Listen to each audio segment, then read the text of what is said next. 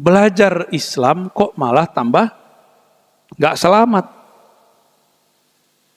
Nah ini ciri-ciri kalau nafsnya belum dibersihkan.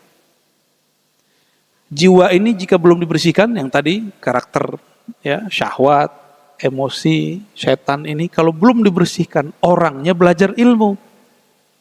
Ilmunya nambah, emosinya nambah. Ilmunya nambah, sombongnya nambah.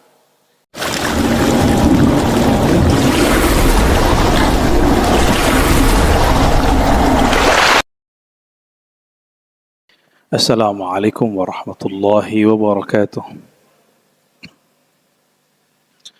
Alhamdulillahilladzi bini'matihi tatimmu shalihat. Asyhadu an la ilaha illallah wa asyhadu anna Muhammadan abduhu wa rasuluh. Allahumma fashalli wa sallim wa barik ala hadzal nabiyil karim. Allahumma shalli ala nabiyyina Muhammad al-fatih lima ughliqa wal khatim lima sabaq. Nasiril haqqi bil haqqi wal hadi ila siratikal mustaqim. Wa ala alihi haqqa qadrihi wa miqdarihil azim. Bapak Ibu jemaah subuh yang makan Allah, mohon maaf agak telat juga kita ya. Baru dari Caringin kita silaturahim kepada seorang kiai, umurnya sudah hampir 130. Jadi saya tanya, namanya Abah Abu Yazid. Beliau waktu saya tanya saat kemerdekaan umur Abah berapa, Bah? 45 gitu. Kalau begitu sekarang berapa tuh Bah umurnya? Dan tidak uzur. Ngomong masih seperti orang biasa, ingatannya masih kuat. Ya. Sehat karena dulu suka jalan. Semoga Allah memberkahi hayat beliau, ya. Ternyata dulu beliau berjuang bersama Soekarno dan beberapa ulama-ulama besar kita dan petinggi-petinggi negara ini juga udah sering ke sana. Alhamdulillah. Lalu kami silaturahim kebetulan ada haul, kami datang dadakan aja kepada haulnya Mama Falak ya. Ada Syekh Hakim bin Muhammad Falak Abbas ya. Itu juga sama, mungkin Bapak Ibu sering mendengar ada kajian Abah Gurus Kumpul, sering ya, orang Banjar, itu sangat saya rekomendasikan untuk didengarkan. Abah Gurus Kumpul dulu pernah belajar di sana, mempelajari 27 teknik zikir atau thariqah. 27 ya. Kita konfirmasi tadi malam, alhamdulillah. Dan kita dibawa ke ruangan yang di situ ada atharun Nabi, ada rambut Nabi segala macam ya. Alhamdulillah. Nah, malam tadi kami banyak ngobrol dengan, mungkin sering dengar Syekh Ammar yang dari Palestina. Ternyata beliau galau ngelihat kondisi dakwah di Indonesia hari ini. Banyaklah persoalan kita. Salah satu yang kami bicarakan adalah hal yang membuat umat Islam hari ini lemah. Pertama, munculnya kelompok-kelompok yang menurut dia tidak berilmu, tapi berfatwa. Nah, kita nggak usah sebut nama kelompoknya. Ya. Saya sudah mulai berlatih juga untuk mengurangi menyebut nama-nama kelompok. Ya. Karena itu kebiasaan kampus sama pesantren. Di pesantren, di kampus kita biasa nyebut kelompok. Di dalam dunia dakwah kita coba untuk menguranginya. Dan yang kedua, beliau menyampaikan juga, karena umat Islam mengharamkan ilmu-ilmu yang dapat dijadikan senjata. Ilmu apa itu? Ilmu yang bisa memperkuat kita dalam berdiskusi, berdebat. Ilmu apa Pak kira-kira namanya? Ilmu mantik, logika, dan filsafat. Itu pandangan beliau. Beliau S1-nya seingat saya di Mesir, Dan di Mesir itu memang para masyayikh menganjurkan murid-muridnya untuk belajar dua ilmu ini. Ilmu mantik, logika, dan filsafat. Dulu ilmu ini diharamkan oleh salah satu pergerakan agama. Ilmu mantik, logika. Sampai-sampai dulu para filosof-filosof Yunani itu diburu. Larilah mereka ke Siprus, ada satu pulau, lalu mereka bawa manuskrip, tulisan lama, tulisan tangan. Manuskrip itu kemudian ditemukan oleh Khalifah kedua di masa Abbasiyah, tahun 130 Hijriah. Di masa-masa itulah kemudian muncul kebangkitan mazhab dalam Islam. Jadi muncul mazhab Abu Hanifah, bukan karena filsafatnya, tapi karena dorongan muncul ajaran baru, gimana cara menolaknya. Muncullah kemudian ilmu-ilmu. Ya. Imam Abu Hanifah. Ya. Abu Hanifah ini, beliau masih bertemu sahabat Rasulullah, Sayyidina Anas. Abu Hanifah wafat tahun 150 Hijriah. Dulu di zamannya beliau lebih banyak dikritik orang. Hatta imam kita setelah beliau ini wafat, Imam Abu Hanifah, itu murid-murid Abu Hanifah itu dikalahkan kebanyakan oleh Imam Syafi'i. Imam Abu Hanifah ini mazhabnya sekarang banyak dipakai di Eropa, dibawa oleh kawan-kawan dari Turki, dari India, dari Pakistan. Ya. Di Indonesia alhamdulillah yang kita pakai mazhab Syafi'i. Disinilah muncul nanti pertanyaan-pertanyaan unik. Apa kata kawan saya? Ngapain ikut mazhab? Langsung saja kepada Rasulullah. Gimana Pak cara jawabnya? Benar ya? Benar gak tuh kalam? Kayaknya benar ya. Ngapain pakai imam mazhab? Langsung saja kepada Al-Quran. Langsung saja kepada sunnah. Gimana cara jawabnya? Cara jawabnya gampang. Bapak bisa nggak baca Quran kalau nggak ada guru yang mengajarkan Quran? Bisa nggak? Baru cara baca, belum cara memahami. Alif bata, ikra, tilawati, kiraati. Nama-namanya sekarang macam-macam. Metode Baghdadi. Yang dulu pakai ejaan an, in, un, ban, bin, bun. Jadi logika ini termakan oleh orang yang nggak mengerti apa sebenarnya. Ngapain ikut imam? Langsung saja kepada Al-Quran. Padahal Al-Quran itu juga lewat imam. Imam kita tadi membaca surah-surah dalam Al-Quran dalam riwayat Imam Hafs dari Asim. Maka tadi basmalahnya dijaharkan nggak? Benar.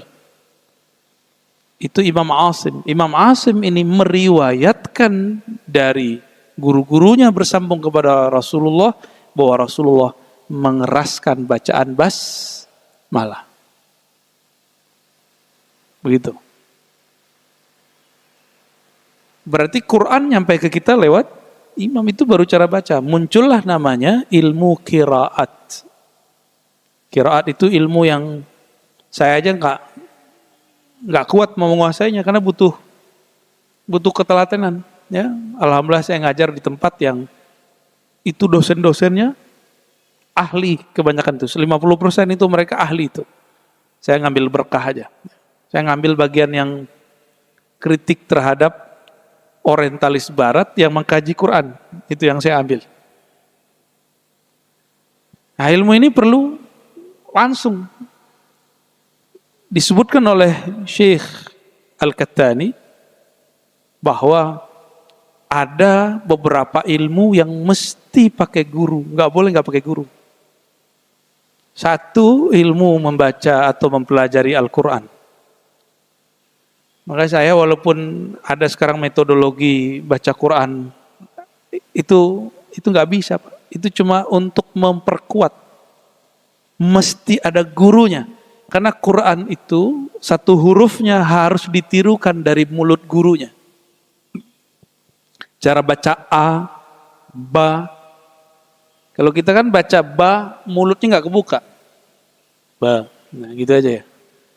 Dan semua ikhwa eng. Semua ikhwa dibaca eng. Itu kan keliru besar. Karena nggak belajar lewat imam, lewat guru. Beliau mengatakan, salas, 3 ilmu yang mesti ada gurunya. 1 huruf pun nggak boleh hilang. Yang pertama ilmu Al-Quran. Nah, yang malam tadi kami mengobrol, Syekh Ammar dari Palestina itu sangat ketat bagian ini. Ya, jadi dia suka nggak nyaman kalau ada orang salah baca Fatihah.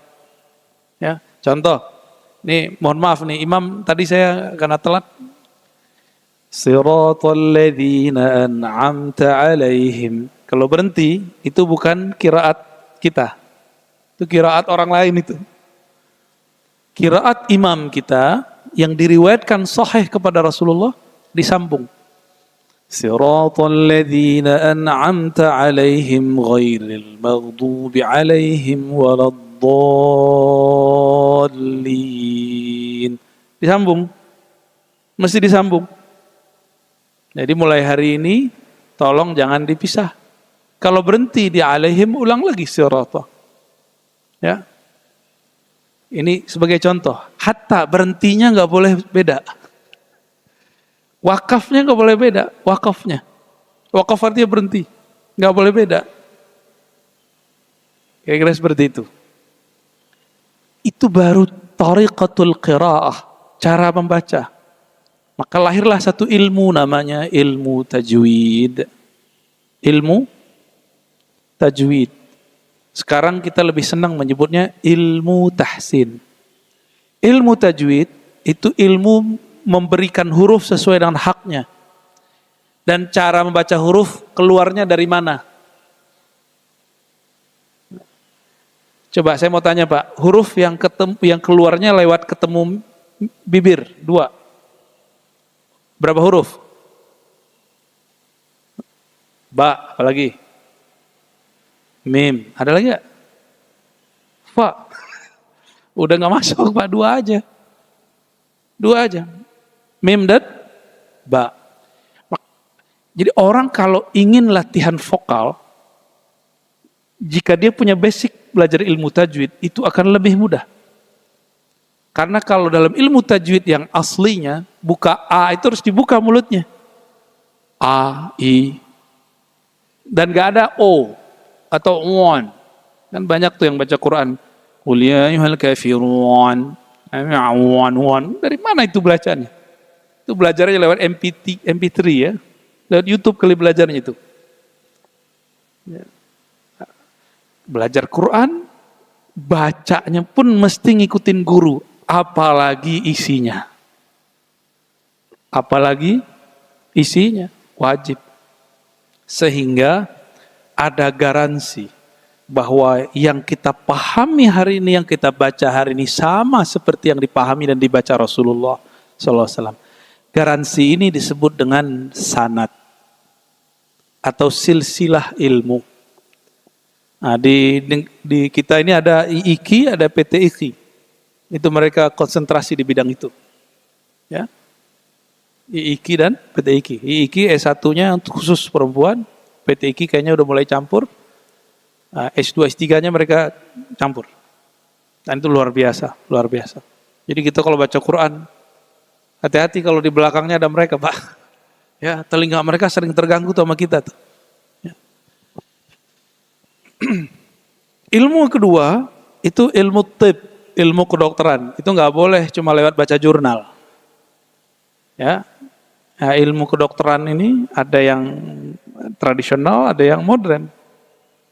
Nah, dulu orangnya disebut dukun. Sekarang dukun konotasinya negatif, ya.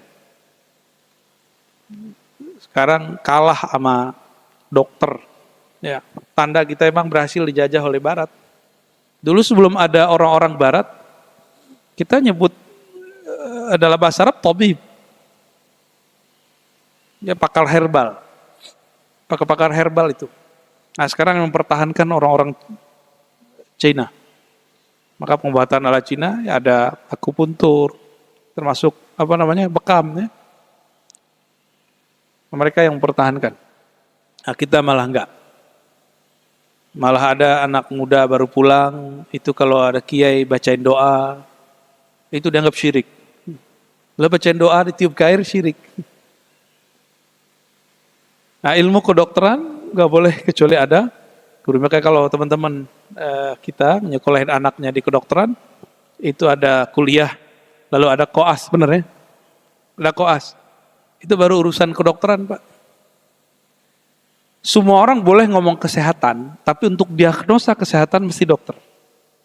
Semua orang boleh ngomong tentang jenis-jenis obat, tapi untuk meresepkan obat mesti seorang ahli saidaliyah atau farmasi. Semua orang boleh ngomong tentang agama, tapi untuk memutuskan hukum dalam agama mesti seorang ulama ahli fikih. Ya, kan ada yang protes kemarin. Semua orang boleh ngomong agama, ya, yang habis ditonjok kemarin. Ya. Kita paham maksud dia, tapi judul dia ini agak berbahaya. Bikin ulama tersinggung lagi ntar ya. Kita boleh ngomong agama, tapi tidak boleh berbicara hukum kecuali oleh ulama ahli fikih, oleh ahli hukum. Ya, nggak boleh berbicara tasawuf kecuali seorang yang mendiagnosa ilmu tasawuf itu tentang ilmu qalbu, kecuali orang yang kita sebut mursyid. Ya. Begitu juga hadis. Semua orang boleh ngomong hadis, tapi yang berhak mengatakan ini sahih tidak sahih mesti orang yang belajar ilmu hadis dan takhrijul hadis. Itu. Dan yang ketiga, ilmu tasawuf. Mesti ada gurunya. Nggak boleh sendiri, Pak. Baik. Nah, ini garansi kebenaran. Itulah guru. Nah, semoga kita termasuk orang-orang yang menjaga keilmuan itu. Mungkin ada yang bertanya, kalau kami ngaji-ngaji begini udah berguru belum? Ini sudah berguru tapi baru umum. Ya, baru taklim umum. Cukup? Ya, untuk orang yang mau biasa-biasa aja sih cukup. Tapi kalau ingin mendalami lebih, ya nggak cukup. Ya, sekedar menjaga kondisi rohani, ini sudah cukup. Ya, Bapak pengajian di sini hari apa aja? Sabtu, Minggu. Ya, nanti ada lagi yang ngomong, Ustadz nggak boleh ngomong Minggu. Ya, ada yang ngomong gitu nggak? Hah? Sabtu yang nyebut Sabtu orang Yahudi apa orang Islam? Sabat itu orang Yahudi. Kalau Yahudi boleh nyebut Sabtu, kita nyebut hari Sabtu, kenapa nggak boleh nyebut Minggu? Cuma karena orang gereja dulu nyebut Minggu. Ya, jangan saklek dalam istilah pembahasan. Biasa-biasa aja. Oh, kita nyebut hari Ahad. Di Lebanon, orang Kristen Lebanon itu nyebut hari Minggu Ahad. Di Mesir, Koptik, Kristen Koptik nyebut hari Minggu Ahad. Apa kalau kita nyebut Ahad kita menjadi Kristen? Enggak. Ya kadang-kadang beragama itu, saya nggak tahu tuh ya, ngikutin ala apa tuh. Manhaj sosial media ya. Manhaj sosmedi. Sosial media. Jadi kalau belajar Al-Quran, membacanya, mesti ada gurunya. Apalagi mempelajari isinya. Nah, maka saya berharap di sini ada ustadz yang membuka kitab tafsir untuk mengajarkan tafsir. Karena tafsir itu tidak boleh dari fikiran sendiri. Man fassara al-Quran bi ra'yihi falyatabawwa maq'adahu minan nar. Siapa yang menafsirkan Quran dengan ra'yunya, dengan pandangan pribadinya atau hawa nafsunya, maka siap-siap tempatnya di neraka. Ya, jadi hati-hati, Pak. Kita harus berhati-hati. Nah, ini untuk menyegarkan keahlus sunnahan kita, bahwa ahlus sunnah itu jaminannya adalah ilmu sanad, berguru. Mesti ketemu. Alhamdulillah hari ini cara ketemu banyak. Nggak ketemu fisik, ketemu di alam maya ya. Alhamdulillah. Tapi hati-hati, di alam maya ini orang bisa memotong apa saja. Ini yang kemudian berbahaya. Sehingga nanti Bapak suudzon kepada seorang alim, seorang ulama, cuma karena potongan tertentu. Disitulah nuzi'at ankumul barakah. Allah cabut dari kita keberkahan. Karena sudah mulai suudzon. Ya? Nah, ini yang kemudian yang membuat kita khawatir kalau orang belajar lewat sosial media. Ya. Karena sosial media sudah diisi oleh orang-orang yang kajiannya nggak jelas, maka kita wajib, para ulama, para ustadz, pengurus masjid, orang yang aktif dalam dunia dakwah, mesti mengisi kekosongan itu. Kalau enggak kita dosa, fardu kifayah. Fardu kifayah. Ya. Jadi kajian-kajian kita Ahlus Sunnah mesti direkam, Pak, atau disiarkan live. Supaya bisa dinikmati oleh orang-orang yang jauh. Ya. Bukan thalabus syuhrah, bukan pengen viral. Emang enak viral, Pak? Gak enak, ya, bukan. Tapi kita ingin memviralkan Allah Subhanahu wa Ta'ala. In tansurullah yansurkum. Jika engkau membantu agama Allah, Allah bantu engkau. Ya, oleh karena itu juga guru kami dulu, salah satu mursyid rohani saya, dulu waktu saya masih remaja, bilang, ya, kamu kalau belum berlatih khalwat namanya, 7 kali kamu belum boleh berdakwah Ar-Razi. Gitu. Saya pegang-pegang kalimat itu. 7 kali latihan. Ini versi beliau. Akhirnya kita ikuti, kita kemudian selesai syekh ini, kita ganti syekh ini. Sampai kemudian kolbu itu bening, tapi dia akan tertutup oleh ambisi nafsiyah, nafs jiwa. Jiwa ini yang menutupi kolbu namanya an-nafs al-ammarah bisu. Jiwa yang cenderung ngajak kepada keburukan. Keburukan itu ada 3. Keburukan hewan ternak, hewan buas, keburukan syaitan. Hewan ternak nafsu, syahwat. Buas pengen menguasai orang lain, ingin mengalahkan orang lain, marah-marah kerjaannya. Sedangkan nafsu syaitan ingin menipu orang lain. Nah, ini orang-orang yang konspirasi. Aktor-aktor intelektual yang mencoba untuk ngaduk-ngaduk orang. Mau dia ustadz katanya. Mau dia ngaku habib. Tapi jika dia mengadu-adu umat, dia ngaduk-ngaduk umat, itu di dalam dirinya, itu bukanlah nafs yang mutmainnah, zakiyah.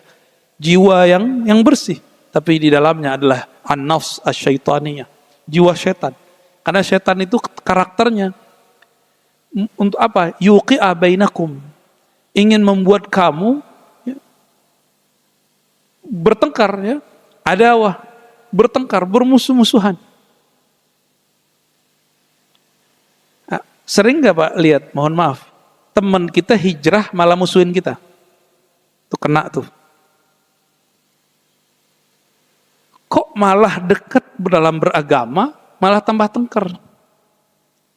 Belajar Islam kok malah tambah gak selamat. Nah, ini ciri-ciri kalau nafsnya belum dibersihkan.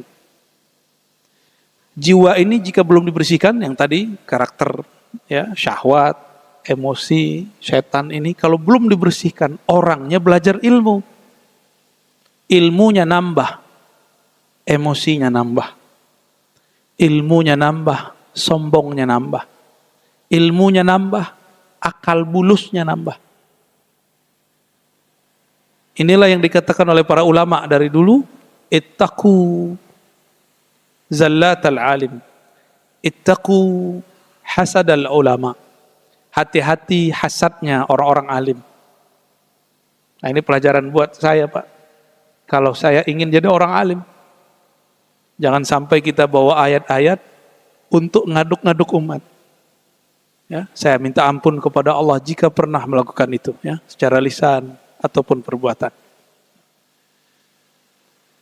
Pernah kepikiran nggak, belajar agama kok tambah ruwet? Pernah ketemu sahib begitu? Hijrah kok malah tambah kacau hidupnya. Benar ya? Dia keluar dari kerjaannya, Jadi nggak jelas nafkah istrinya, dianggap ini benar. Tengkar sama guru lamanya, nggak mau lagi duduk bersama kawan-kawannya. Itu banyak hari ini. Padahal innamal mu'minuna ikhwah. Orang beriman itu hanya mereka lah yang benar-benar bersaudara. Iman itu sederhana aja. Masih ada di kolbu kita la ilaha illallah Muhammadur Rasulullah. Udah mu'min. Kita harus jaga persaudaraan dengan mereka. Siapapun mereka. Berbeda mazhab tidak masalah. Apalagi cuma berbeda masalah sarung agak naik dikit sama kurang dikit. Ya. Cuma masalah jenggot, cuma masalah yasinan, kan lucu Pak. Dulu di zaman Rasulullah orang gak pernah tengkar masalah yasinan. Nabi cuma ngomong iqra'u yasin dalam mautaku, bacakan yasin doa orang meninggal. Gak ada debat-debat. Oh hadis dhaif. Nah, itu kan perkataan hadis setelahnya. Dulu gak ada orang debat itu. Kita yang debat. Kita yang ribet. Karena karakter di dalam ini pengen rusuh, ketemu masalah apa aja ingin rusuh. Nah, semoga ke depan muncul dai-dai, ulama-ulama yang bisa mengademkan umatnya. Amin ya rabbal alamin. Ya. Ahlus sunnah wal jamaah ini cakupannya ada 4. Ini saya sudah sering sampaikan karena sudah lama, udah hampir 2 bulan ya kita nggak aktif, jarang kajian. Ahlus sunnah itu sesuai dengan hadis Jibril, hadis Sahih Muslim pertama, bab pertama, nomor pertama, Kitabul Iman, bahwa beragama itu mesti pertama akidah, yang kedua ibadah, yang ketiga ma'rifah, yang keempat akhiruz zaman. Ada 4 Pak. Pertama akidah, yang kedua ibadah, yang ketiga ma'rifah, yang terakhir akhir zaman. Ya. Apa maksud yang pertama? Ini kesimpulan daripada hadis itu, hadis 2 halaman. Ya, saya simpulkan aja. Ya. Pertama akidah, yang kita sebut hari ini rukun iman. Rukun bahasa Arab artinya tiang. Dan dalam rukun tersebut, Sayyidina Nabi SAW menyebutkan bahwa iman itu artinya tasdik di kolbu. Ini hati-hati. Ini orang kadang-kadang nanti akan menyebut beda iman cuma karena beda mazhab dan politik. Karena sudah mau dekat 2024, saya ingatin lagi Pak. Ya. Apa itu iman? Tolong dihafalkan. Iman itu dibagi 2. Pertama asal, pokok, yang kedua cabang. Asal iman, bahasa Arabnya aslul iman at-tasdiq. Pokok iman, asalnya iman adalah membenarkan atau percaya. Percaya kepada Allah? Percaya Pak? Percaya dengan semua kesempurnaan Allah? Masalah nanti kita berbeda makna Allah istawa, itu lain cerita. Yang penting percaya kepada Allah dan semua kesempurnaan Allah, ada titik. Di zaman sahabat orang tidak pernah berdebat mengenai apa makna Allah turun, gak ada debat. Apa makna Allah bersemayam, gak ada debat. Istiwa, apa makna yadun, tangan, gak ada debat. Semua orang Arab di masa Rasulullah yang sahabat-sahabat mulia, semuanya menyerahkan maknanya kepada Allah Subhanahu wa ta'ala. Ruh makhluk atau tidak, gak ada pembahasan. Di Quran cukup dikatakan aku hembuskan ruh, selesai. Gak ada perdebatan makhluk gak makhluk. Sekarang orang rame, benar gak? Ini akidah. Percaya kepada Allah, lalu rukun ke-6-nya paling penting. Jadi yang paling penting itu awal sama akhirnya. Percaya sama takdir. Jadi kalau orang tidak percaya sama takdir, berarti dia percaya sama Allahnya belum benar. Jadi percaya sama Allah sama takdir ini kayak 2 sayap. Sungguh aneh orang yang mengatakan saya percaya kepada Allah, tapi dia tidak terima takdirnya. Ini kita ngapa-ngapain pagi ini di barakah, ya Allah hidupkan kita kembali, kita berkumpul, ini izin Allah bukan? Pandemi kemarin terjadi dan itu betul-betul mencekam, izin Allah bukan? Izin Allah. Apa saja semuanya izin Allah. Maka kita mesti ridho apapun yang terjadi. Kita nggak tahu nanti ke depan apa lagi nih virusnya. Wallahu alam bishawab. Cabang yang kedua, iman tadi apa? Tasdik, bahasa Arabnya tasdik. Membenarkan atau percaya. Percaya itu tidak boleh ada sedikit pun ragu. Ragu sedikit namanya syak. Pembukaan surat Al-Baqarah Alif Lam Mim, dzalikal kitabu la raiba fi. Itulah Alkitab. Itulah Al-Quran yang tidak ada keraguan di dalamnya. Ragu enggak kepada Allah? Ragu nggak Allah menjamin rezeki kita? Gak usah ragu. Ragu batal imannya. Deh. Ya. Ragu batal imannya. Udah. Berburuk sangka kepada Allah batal imannya. Ini yang saya sering hikayatkan dalam banyak kisah, dalam banyak kajian.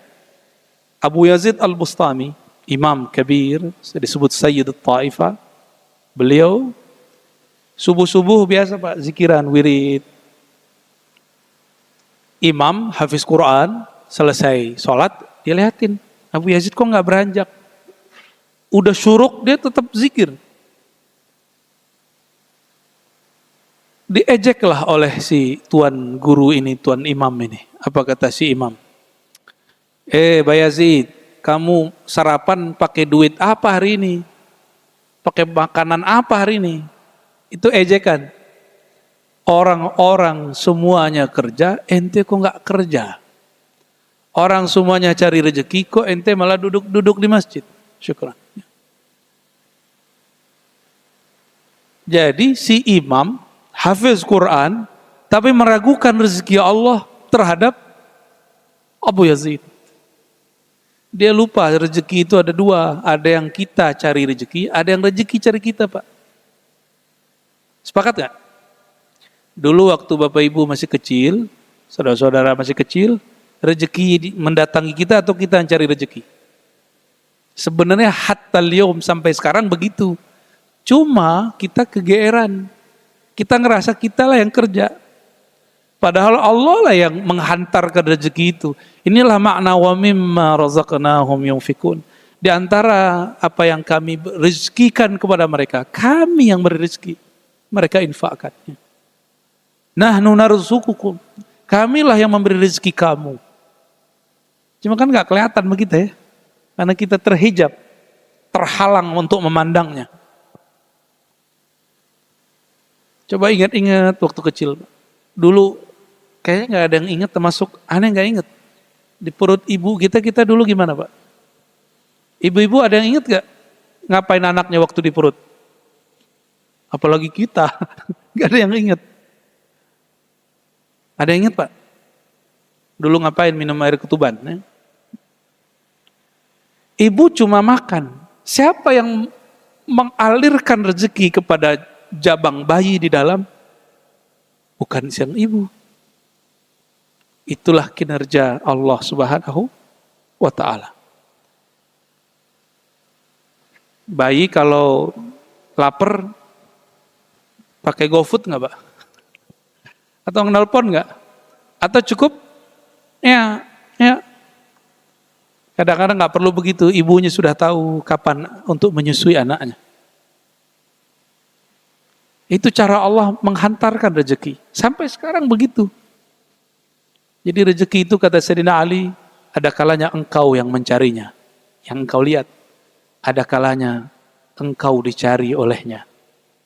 Ya, termasuk jodoh. Jodoh itu bagian rezeki. Bagian rezeki Pak. Ibu yang belum berjodoh. Dan rezeki itu terbagi dua. Ada rezeki madi, materi. Ada rezeki ghair madi, rezeki keruhanian. Apa contohnya rohani? Kajian-kajian yang dapat menenangkan kolbu, melapangkan pikiran, itu termasuk kajian-kajian yang disebut rezeki rohani. Imam kita hafiz Quran, itu rezeki rohani. Ustadz kita ngerti isi Quran, itu lebih tinggi lagi dari hafiz. Jadi Bapak yang beruntung secara rezeki zahir, rezeki materi, berbagilah dengan mereka yang dapat rezeki batin. Ya, yang dapat rezeki batin membagi ilmu rohaninya, yang dapat materi berbagi materinya. Itu baru disebut saudara. Ya, baru disebut saudara. Makanya di dalam Al-Quran, hadis ya, kalau di hadis lebih jelas, man katama ilman uljima bilijabin minan nar. Orang yang menutup-nutup ilmu, padahal ilmunya sudah diminta keluar, akan dicambuk, dipukul dengan alat pukul dari api neraka. Maka saya kalau sudah masuk ke bab ilmu dan ada orang memintanya, saya nggak boleh tutup juga. Kecuali tidak pantas dibuka. Maka kita katakan, kamu datang ke tempat saya hari ini, hari itu, nanti saya jelaskan. Nah itu ya. Suatu kali saya berguru kepada Syekh Badi' Sayyid Al-Laha, ngaji ilmu hadis. Lalu saya bertanya bab yang ternyata itu bab pertengahan di kitab. Kita baru 1/4. Apa kata beliau? Isbir ya akhi. Sabar Tuhan, ya. Sabar saudaraku, ya. InsyaAllah ba'da salasati abwab, ya, sanatakallaman. Setelah 3 bab nanti kita akan ngomongin masalah itu. Ini orang baru hijrah, udah berani ngomong sunnah bid'ah. Padahal sunnah bid'ah itu bukan wilayah orang awam. Sunnah bid'ah wilayah ahli hukum. Ustadz dibentak, bid'ah ini, Ustadz. Lah, Ustadz dibilangin. Gimana Pak? Udah ngeliat begitu belum? Duh, kalau saya sering digituin orang. Ya. Ustadz ini sesat. Saya tanya balik, yang Ustadz aneh apa ente? Bingung juga dia. Nah, kadang-kadang kita sering menggurui, padahal posisi kita waktu itu bukan guru. Kalau sekarang kan saya emang disuruh jadi guru Pak ya. Jadi emang Bapak terima gitu. Kita omongin begini Bapak terima. Itu sebabnya kenapa suami istri, karena belum tentu guru itu sulit nerima kebenaran. Bapak-bapak ini agak gengsi sama ibu-ibu. Ibu-ibu kan rajin ngaji ya. Tapi kalau disampaikan dari bapak-bapak, dari ibu-ibu, agak ribet.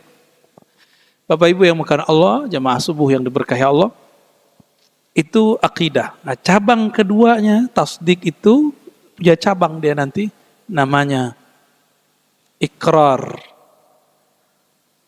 dan amal. Jadi iman itu tadi ada pokok, ada cabang. Ikrar, kita ikrarkan, saya beriman, saya percaya. Lalu kita beramal. Tolong diingat, ikrar dan amal zahir ini bisa bertambah, bisa berkurang, bisa naik, bisa turun. Tapi tasdik percaya di kolbu tidak boleh bertambah, tidak boleh berkurang. Maka iman yang pokok tidak boleh naik, tidak boleh turun, mesti dia stabil. Tapi iman dalam pengertian ikrar, zikir, amal, dia boleh naik, nambah, boleh kurang atau turun. Bapak malam tadi tidak tahajud, berarti iman amalnya lagi turun. Tapi boleh nggak saya dengan kurangnya zikir lalu berkurang yakin? Nah, kebanyakan orang awam di sini. Turunannya nanti apa? Turunannya nanti sampai ke bab bermasyarakat, berbangsa, bernegara. Ini termasuk ke amal. Ahlus sunnah membedakan tadi yang pokok dan cabang supaya apa? Nanti kalau berbeda aliran politik, berbeda mazhab, bukan berbeda iman. Ini masuk kota Depok apa Jaksel? Depok. Wah sama kita berarti Pak ya. Beda politik, beda iman nggak? Gimana? Tapi kita pernah diuji masalah ini nggak? Cuma karena beda politik, kita kemudian menganggap beda iman. Dan itu masalah di semua negeri orang-orang Islam. Dari zaman Sayyidina Ali dikafirkan karena beliau mengalah dalam bab politik. Muawiyah dikafirkan karena beliau menggunakan diplomasi dalam politik. Pendiri bangsa ini, Bung Karno, saya kan malam tadi konfirmasi kepada sohib beliau, itu Abah Abu Yazid, ya, Bah, benarkah Soekarno itu wali? Menurut Abah, oh iya, wali Allah. Gimana, Pak? Oh, ini bukan masalah partainya apa, partai anaknya apa, itu saya nggak ada urusannya. Partai anaknya kan macam-macam. Ya. Dulu ada siapa gitu ya, beda-beda partai anak, itu saya nggak ada urusan. Saya cuma berurusan dengan sejarahnya dan persaksian ulama tentang itu. Ya.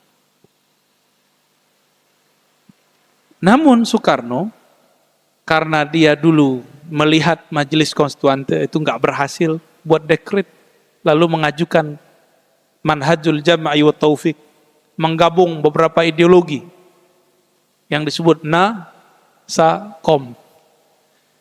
Waktu itu saya diceritakan oleh salah seorang Habib, seandainya salah satu organisasi besar di negeri ini tidak mendampingi Soekarno, maka yang terjadi cuma NAKOM. Apa? NASA. Oh, gimana? NASA-KOM. NASKOM jadinya. A-nya hilang. Maksudnya apa? Kalau tidak ada ulama yang dulu membersamai beliau, cuma nasionalis, komunis. Maka majulah para masyayikh, ya, seperti Mbah Kiai Wahab Hasbullah. Saya sudah ziarah ke sana sebelum Ramadan. Beliau kemudian dengan tegar membersamai itu. Dan ya, tentu hasil diskusi. Maksud kamu ada kom ini apa? Komunis tidak bertuhan atau cuma semacam ideologi politik? Ramai itu. Akhirnya Mbah Abdul Wahab Hasbullah pun dituduh komunis. Tapi yang korban komunis dulu siapa? Ulama-ulama ahlus sunnah. Orang-orang ya, pesantren, kiai-kiai pesantren dulu dibunuh oleh mereka. Yang sekarang kita tuduh mereka juga komunis. Jadi tema ini agak sensitif dari dulu, ya. Yang pasti kita tidak akan mengambil ideologi ini, karena ideologi ini sudah diharamkan di negeri ini. Ya, sudah diharamkan dari sebelum-sebelumnya. Tapi orang-orang kita kayak punya ini, stigma. Bapak kalau sakit kepala nyebutnya obatnya apa? Bodrek gitu ya. Apalagi Pak kalau apa namanya tuh? Biar nggak masuk angin, itu dioles apa? Minyak apa gitu. Kita sudah terstigma menyebut. Sekarang stigma itu sama, beda sama kita komunis. Gitu. Itu nggak adil. Itu nggak adil, ya. Beda dikit bid'ah. Itu nggak adil, ya. Kita harus adil dalam memberi cap kepada orang. Ya. Jadi jika berbeda nanti dalam bab politik, iman kita tetap sama. Ya, jangan sampai masjid kita ini nanti salah satu masjid yang bertengkar masalah itu. Ya, mohon dipesankan kepada semua ustadz yang ngajar. Kita ngomong politik akhlak, politik praktis, cukup ahli politik di luar masjid. Di sini hanya ngomong politik akhlak. Ini ada rahasia, Pak. Berpolitik berkuasa sebenarnya salah satu jalan menjadi kekasih Allah. Makanya 7 golongan yang dilindungi Allah pada hari kiamat. Nomor pertamanya bukan ulama. Nomor pertamanya siapa? Imamun adil. Pemimpin yang adil. Makanya ujiannya paling berat. Nabi juga mengatakan, ya, orang-orang yang paling sial, paling banyak dibenci di akhir zaman, itu orang-orang yang mengambil kepemimpinan. Benar ya? Nah, kita doakan para ulama kita, pemimpin-pemimpin kita semuanya dijaga oleh Allah Subhanahu wa taala, ya. Yang kedua, tadi akidah, yang kedua ibadah. Nah, ibadah inilah yang diriwayatkan oleh ulama mazhab. Muncullah 4 mazhab. Di sini tadi pakai kudut? Pakai.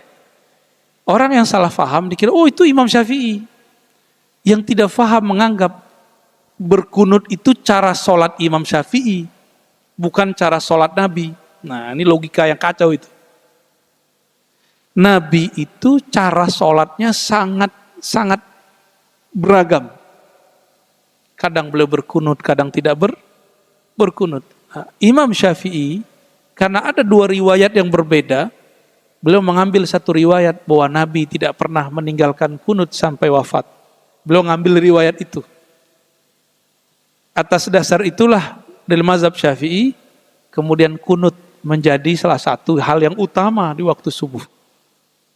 Beliau tahu kalau ada riwayat bahwa Nabi tidak berkunut, ngerti.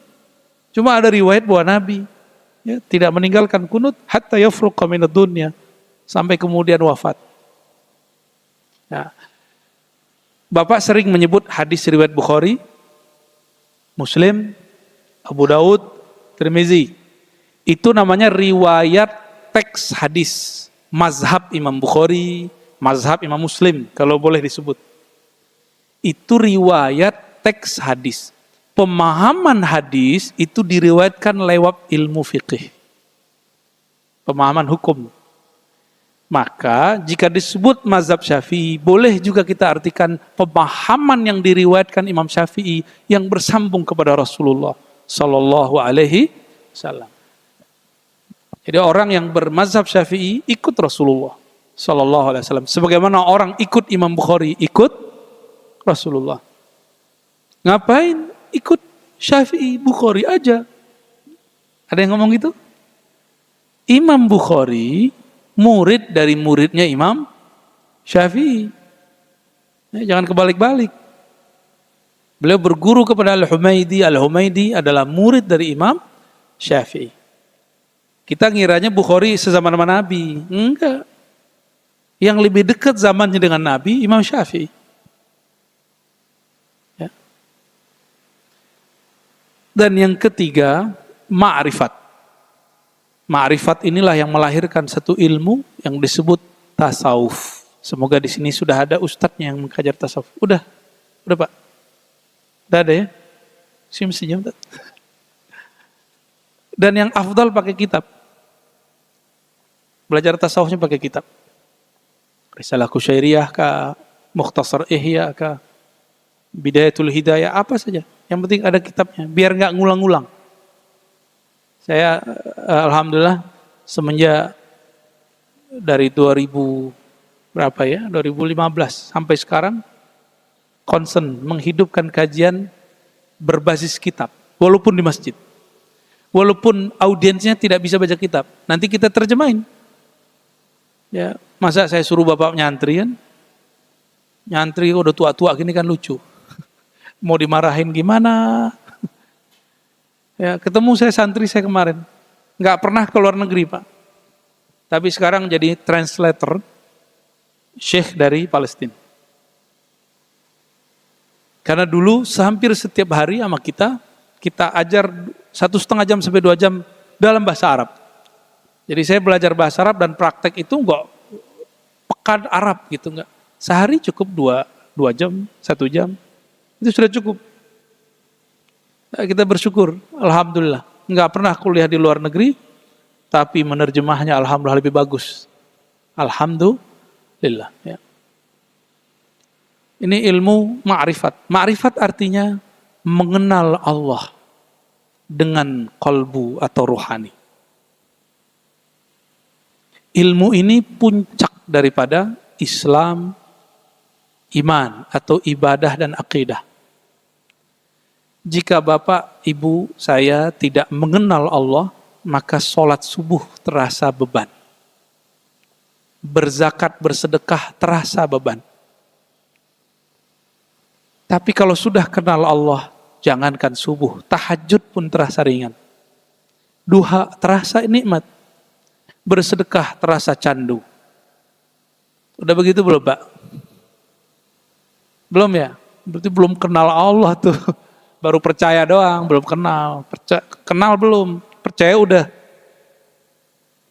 Dalam bahasa Arab, itu berbeda ma'rifat dengan i'tiqad. I'tiqad diyakini, dipantapkan. Sedangkan ma'rifat knowledge-nya, pengetahuannya. Mengenal Allah ini ada caranya. Ada dengan fisik, kita lihat alam, kita katakan ini perbuatan Allah. Nah, inilah wilayah sains. Agak lebih tinggi, filosof atau orang-orang yang ahli-ahli ilmu hikmah, bukan ilmu hikmah, hikmah kebijaksanaan. Mereka menggunakan akalnya. Atau ahli kalam, ahli akidah. Mereka mengenal Allah dengan akal. Tapi akal ini tidak bisa memikirkan sesuatu yang tidak pernah terlihat. Maka akal karena tidak pernah melihat Allah, dia perlu menganalogkan, mengkias-kiaskan, mencontohkan Allah itu gimana, sifatnya gimana. Seperti Bapak ini, kalau diceritakan masalah suatu benda makanan yang belum kita makan, teman kita kasih contoh, rasanya mirip sama ini, gitu. Contoh, buah yang nggak ada di Indonesia, tapi ada di Eropa. Buah apa, Pak? Itu blueberry ya? Bener, nggak ada kan di Indonesia? Terus kita bilang mirip-mirip sama anggur. Kebayangnya anggur. Itu akal begitu. Akal seperti itu. Ya, akal perlu contoh-contoh analog. Tapi kalau mengenal Allah lewat akal capek. Karena Allah tidak dapat dipikirkan. Bapak coba mikirin Allah gila.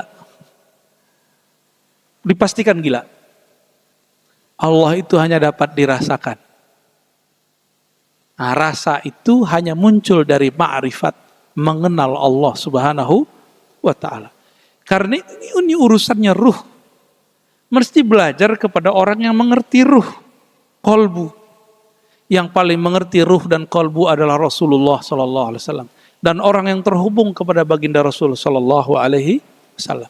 Ilmu ini jika dalam ilmu ibadat namanya mazhab, dalam ilmu tasawuf disebut thariqah.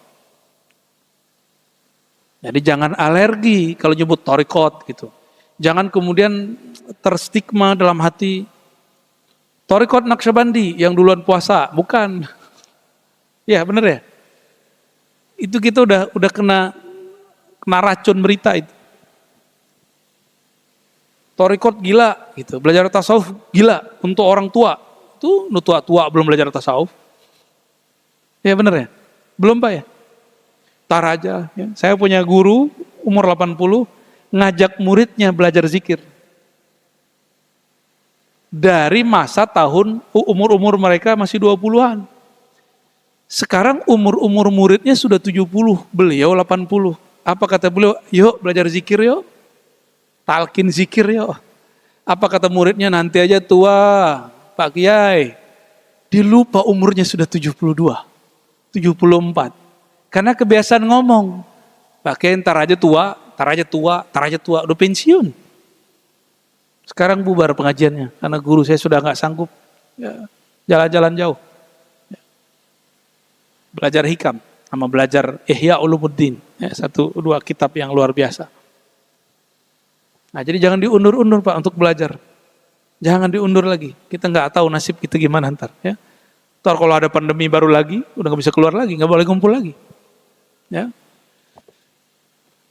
Nah, ilmu ma'rifat ini diturunkan lewat ulama-ulama tasawuf. Ulama tasawuf ini berbeda dengan thariqah.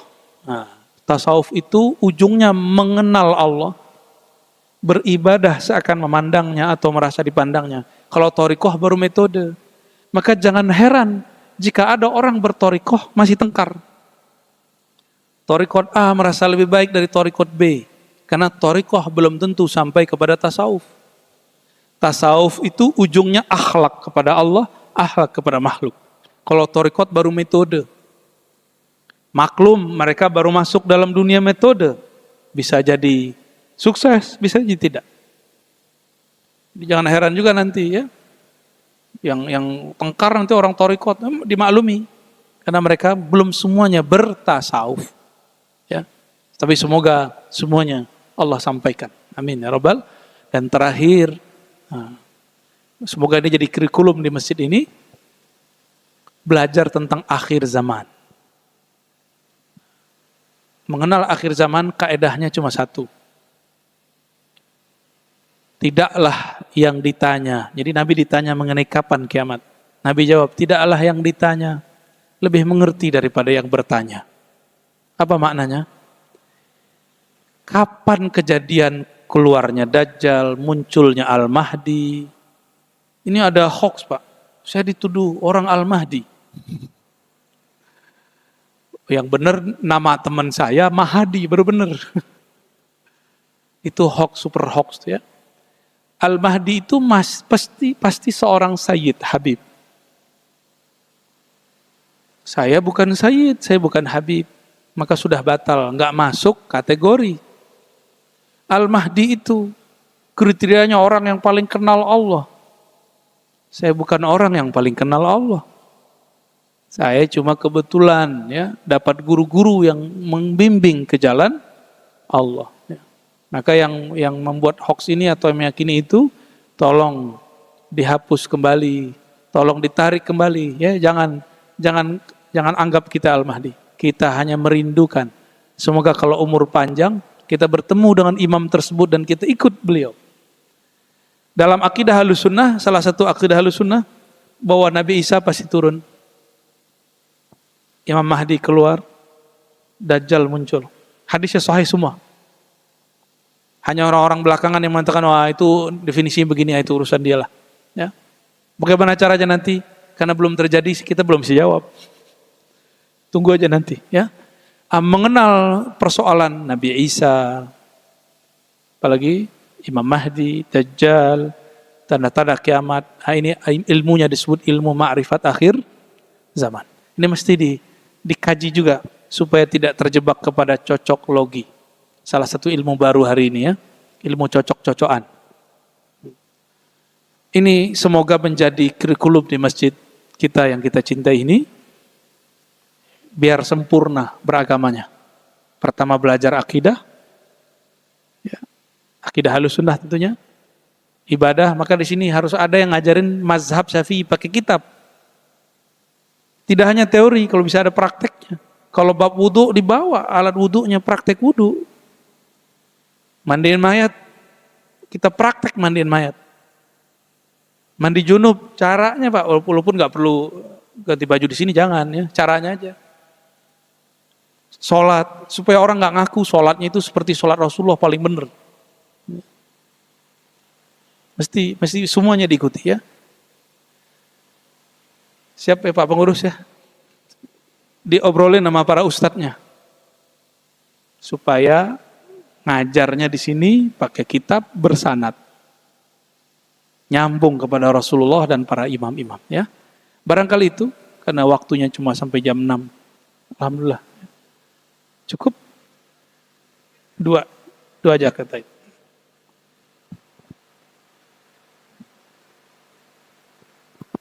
Ya, terima kasih Buya, luar biasa, memberi banyak ilmu dan pencerahan buat kita.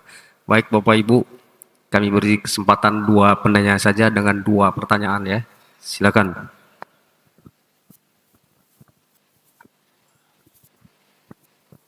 Assalamualaikum warahmatullahi wabarakatuh.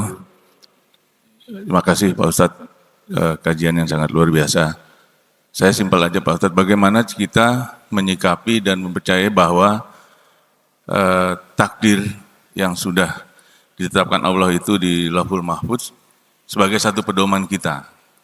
Paralel dengan itu, bagaimana juga kita menyikapi satu kondisi yang harus kita upayakan dengan sebuah usaha dari diri kita sendiri terhadap satu kondisi. Dengan arti sampai batas mana limit itu, gitu, supaya kita tidak Salah paham. menyimpang. Ya. Gitu. Terima kasih. Assalamualaikum warahmatullahi wabarakatuh. Assalamualaikum warahmatullahi wabarakatuh. Dulu waktu membahas takdir, pecahlah umat Islam menjadi 2 kelompok. Kelompok pertama namanya Qadariyah. Kelompok yang mengatakan takdir di tangan makhluk. Kalau di Cina itu aliran Taoism. Ya. Takdir itu nggak ada, kita yang buat takdir sendiri. Itu aliran Qadariyah, bukan Qadiriyah. Qadiriyah pengikut Syekh Abdul Qadir Al-Jilani. Ya.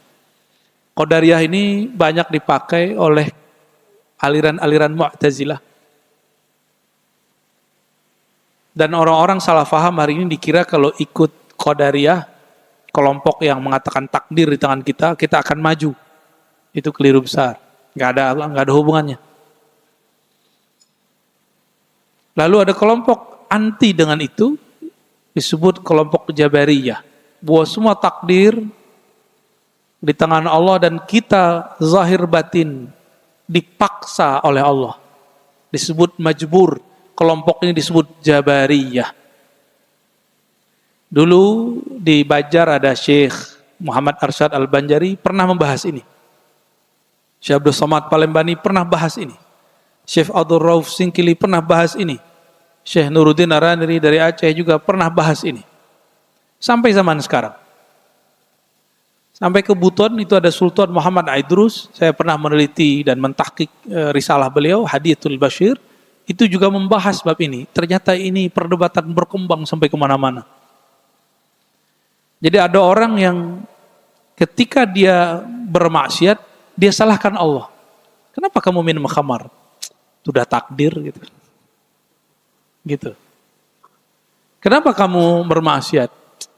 Sudahlah itu kehendak Allah. Kalamnya benar tapi maksudnya nggak benar. Semuanya kehendak Allah, benar nggak? Tapi dia sedang mempersalahkan Allah.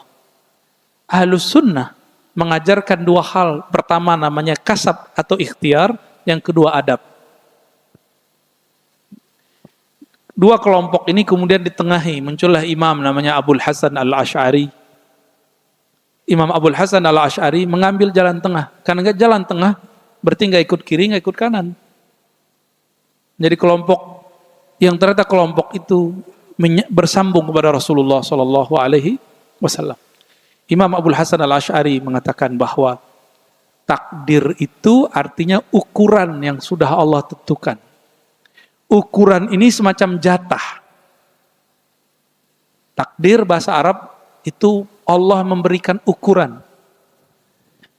Lalu Allah berikan kemampuan di dalam diri kita, namanya kasab dan ikhtiar untuk memilih. Saya menyebutnya kesadaran. Kalau bahasa Arabnya kasab, usaha atau ikhtiar. Tapi makna lainnya kesadaran. Kesadaran untuk milih. Nih, mohon maaf Pak, coba angkat tangannya. Coba angkat tangannya. Oke, itu yang angkat Bapak atau Allah?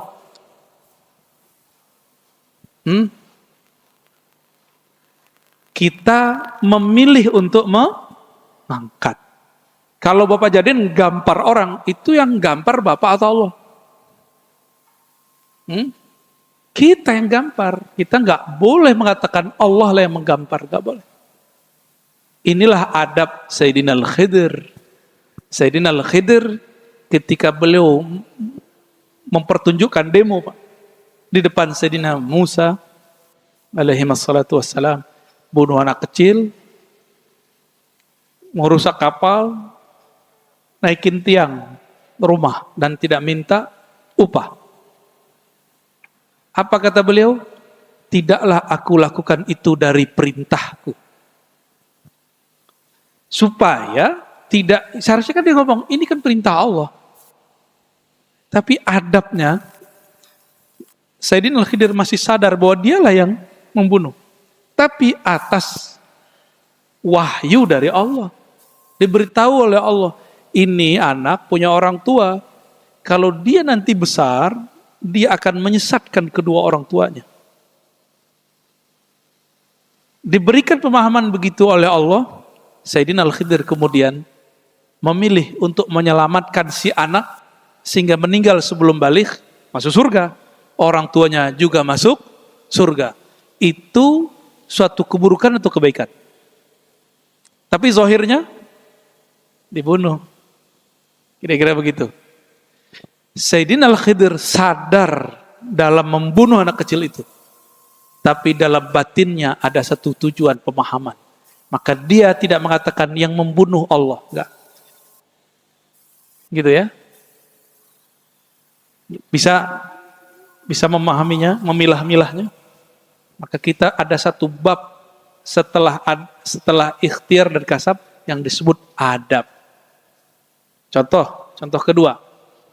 Kalau dapat benda baru, kita dikasih Allah kasih rezeki mobil baru, rumah baru, apapun yang baru, lalu kita berdoa, Allahumma inni as'aluka khairah wa khaira ma jabalta alaih wa khaira ma fihi wa khaira ma jabalta alaih. Ya Allah, aku memohon kebaikan yang ada di dalamnya dan kebaikan yang Engkau letakkan di dalamnya.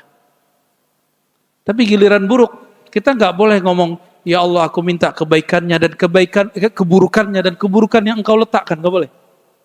Allahumma inni a'udzubika min syarriha wa min syarri ma fiha. Selesai. Nggak boleh ngomong wa min syarri ma jabalta fiha, dari keburukan yang Engkau taruh di dalamnya. Nggak boleh. Itu bab adab. Inilah perbedaan akidah orang yang bermakrifat. Itulah gabungan antara akidah dan makrifat. Orang cuma belajar akidah, gak sopan pada Allah. Tuh jadi qadariyah mah. Ya pada itu mereka gak punya ma'rifat. Saya usut-usut, dari mana Imam Abul Hasan Asy'ari paham ini? Ternyata beliau pernah berguru kepada Imam Ruwaim, Imam Junaid al-Baghdadi. Pernah berguru kepada imam-imam ahli rohani. Imam-imam yang mengikuti pola-pola Nabiullah Khidir, yaitu ikhtiar dan adab. Gitu Pak. Ya. Dikunyah-kunyah aja dulu Pak. Ya, insyaallah bermanfaat. Cukup? Satu lagi.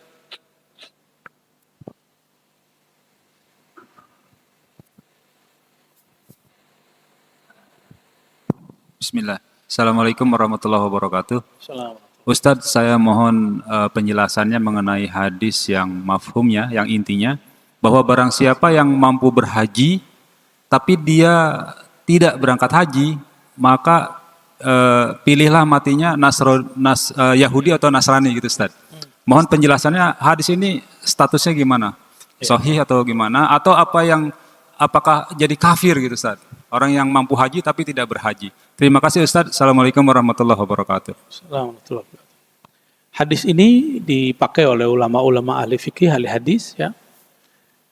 Secara makna, orang yang mampu berhaji, mampu ini tidak hanya duit. Mampu ini juga masalah safar. Sekarang kita daftar, baru keluar ya jadwalnya, berapa tahun sekarang antrinya? 12. Di Malaysia sudah lebih dari 30 tahun sepertinya. Jadi anak-anak baru lahir sekarang sudah didaftarkan. Ya, ditambah pandemi kemarin 2 tahun, sekarang cuma berangkat 50%. Ya, saya aja diundur lagi Pak. Tapi semoga ntar ada jalan, biar jalan tol cepat nanti ya. Amin. Ya. Kata sanggup di situ, lalu dia sanggup tidak berangkat. Artinya apa? Dia sanggup tidak ada halangan, maka istita'ah ini sekarang tidak hanya 2. Dulu kan istita'ah itu 2, kemampuan. Dulu cuma harta dan badan. Enggak, sekarang juga masalah kebijakan. Nomor 3. Urusan negara dan negara. Kalau zaman dulu enak Pak, punya duit berangkat pakai kapal. Tapi meninggal di tengah jalan, di kapal meninggal, kapalnya tenggelam. Banyak dulu Pak Haji pulang cuma nama. Tapi Pak Haji dulu pulang pasti alim. Karena dia tinggal berbulan-bulan, bertahun-tahun di tanah Mekah. Pulang pasti bisa bahasa Arab dan bawa kitab. Mohon maaf Pak Haji hari ini nggak pantas dapat gelar Pak Haji, mohon maaf. Ya, silakan tersinggung Pak ya. Pak Haji dulu pasti bisa baca kitab. Maka kalau kenalan sama orang jangan bilang saya Pak Haji Fulan, nggak pantas, ya, nggak pantas Pak. Maka dulu dalam sejarah haji Indonesia itu ada beberapa buku, semua orang yang hujjat, para haji pulang-pulang bawa keilmuan, bawa ijazah keilmuan, semuanya bawa. Dan mereka pulang ganti nama. Kiai Ahmad Dahlan itu namanya dulu Muhammad Darwish. Pulang-pulang dikasih nama sama gurunya, untuk mengambil keberkahan nama Imam Said Ahmad Zaini Dahlan, imam pemberantas ajaran Wahabi. Maka dikasih nama lah beliau Ahmad Dahlan, berharap pergerakan beliau nanti jauh dari pengaruh Wahabi. Ya. Kira-kira gitu, Pak. Jadi mesti istitoah itu 3. Ya, harta, kesehatan, yang ketiga kebijakan. Nah, jika ini sudah cukup lalu tidak berangkat, maka pilihlah mati Yahudiyan atau Nasraniyan, itu benar. Matinya sebagai orang Yahudi atau Nasrani. Karena dia tidak menjalankan ajaran Islam. Inilah enaknya rukun Islam, nggak sanggup cukup 4. Syahadat, sholat, puasa, zakat. Kalau ada kesanggupan 5. Ya. Ketika ada kesempatan Pak, umroh aja Pak. Kita nggak tahu kapan bisa berangkat. Ada kesempatan umroh. Ya, ini mumpung lagi dibuka lagi nih. Udah umroh aja berangkat. Kalau nggak mungkin untuk pergi haji. Umroh ini kan haji juga Pak, haji kecil. Ya. Di kampung saya dulu kalau orang umroh itu dipanggil haji juga. Haji-hajian. Kita doakan ini kemarin pelepasan pertama orang-orang berangkat haji. Barangkali itu bukan hanya Indonesia. Barangkali semua negara, baru kita yang awal kali ya. Kayaknya kita awaluman, ya, orang-orang yang pertama kali melepas. Kita doakan para haji, baik laki-laki perempuan, dijaga oleh Allah SWT, hajinya mabrur dan kita juga segera dihantarkan ke sana. Amin ya rabbal alamin. Al-Fatihah. Ma'ubillah. Bismillah. Syuratul ladzina anta Allahumma rahman rahim karim azim. Ya man yudabbiru al-laila wan nahar. Shalli ala nabiyina Muhammad. Ya Allah yang mengatur siang dan malam. Yang menggerakkan badan kami. Yang mengalirkan darah dalam tubuh kami. Yang membuat gerakan denyutan di dalam jantung kami. Yang mengatur kedipan pada mata kami, yang menumbuhkan satu helai rambut di badan kami. Ampunkan kami ya Allah. Dosa kami ada di setiap bagian tubuh ini ya Allah. Belum lagi dosa batin, dosa qalbu ya Allah. Dosa merasa lebih baik, lebih suci dari orang ya Allah. Merasa lebih alim daripada orang lain ya Allah. Merasa paling benar. Dosa iri dan dengki. Dosa berprasangka buruk kepada makhluk Engkau. Dosa-dosa yang kami tidak mungkin sebutkan satu persatu. Maka kami mengakui di hadapan-Mu ya Allah. Kami ini pendosa ya Allah. Maka dengan ampunan dan rahmat-Mu ya Allah. Faghfirna wastur auratina. Ampunilah kami, hapuslah dosa-dosa kami dan tutuplah aib kami di sisi-Mu dan di sisi makhluk-Mu. Allahumma adfa'anna al-bala wal waba wal fahsya wal munkar. Ya Allah, tolaklah, jauhkanlah bara bencana, keburukan dari kami, khususnya orang-orang yang percaya kepada Engkau. Wabil khusus lagi ya Allah pada negeri ini. Wabil khusus lagi ya Allah kepada orang-orang yang hadir atau mendengarkan kajian ini. Ya Allah, kolbu kami gelap, kolbu kami berkarat. Namun dengan cahaya-Mu yang tak terbatas ya Rabb, fanawwir qulubana wamla' qulubana bima'rifatik. Maka berilah cahaya kolbu kami dengan cahaya-Mu. Bersihkanlah kolbu kami dengan nur-nur ilmu-Mu. Allahumma ya Rahman ya Rahim ya Karim ya Azim, wahai yang maha pengasih penyayang. Penuhi kolbu kami dengan kasih sayang-Mu. Sehingga kami juga menyayangi makhluk-makhluk-Mu. Mencintai orang-orang yang mencintai-Mu. Warzuqna hubbaka wa hubba ma yuhibbuk. Waj'al lana ala amal alladhi yuballighuna ila hubbik ya Allah. Berikan kami cinta, rasa kenal kepada Engkau. Jika tidak ya Allah, maka berikan kami rasa cinta kepada orang yang kenal kepada Engkau. Dan berikan kami keistiqomahan ya Allah dalam mengamalkan sesuatu yang menghantarkan kami menjadi cinta kepada Engkau. Ya Allah, ya Rahman, ya Rahim, ya Karim, ya Azim. Salli ala nabiyina Muhammad wa ala alihi wa